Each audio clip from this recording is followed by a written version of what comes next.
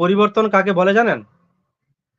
যারা যারা দাবি করছে দীনকৃষ্ণ ঠাকুর নাম পরিবর্তন করেছে, তারা আবার ভোটার লিস্ট দেখিয়ে দিচ্ছে যে দেখুন দীনকৃষ্ণ ঠাকুরের আসল নাম কি। ভাই নাম যদি পরিবর্তন করে তাহলে ভোটার লিস্টে আসল নামটা কি সেটা এলো কি করে? প্রথম কথা হচ্ছে এটা। ভোটার লিস্টে যে নামটা রয়েছে সেটাই তো অরিজিনাল নাম। তাহলে নাম পরিবর্তন কাকে বলে? তিনি লিগ্যালি কি কোনো পেপারে নাম পরিবর্তন করেছেন? যদি নাম পরিবর্তন করারই থাকতো, উদ্দেশ্য ওইটাই থাকতো, তাহলে তিনি লিগ্যালি নাম পরিবর্তন করতেন। মানে তার আসল নাম লুকানোর যদি থাকতো, তাহলে তিনি লিগ্যালি পেপারে নাম পরিবর্তন করতেন, কাগজে কলমে নাম পরিবর্তন করতেন। সেটা করেননি।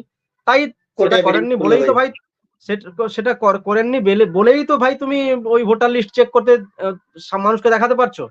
এবারে নাম পরিবর্তন নিয়ে আসি। এটাকে নাম পরিবর্তন বলে না, এটা কি বলে জানেন? একটা একটা পোশাক। এটা বাংলার পরম্পরা, এটা এই দেশের পরম্পরা। আমি বলে দিই আপনাকে, এই নাম পরিবর্তন নিয়ে এত নাম পরিবর্তন নয় এগুলা।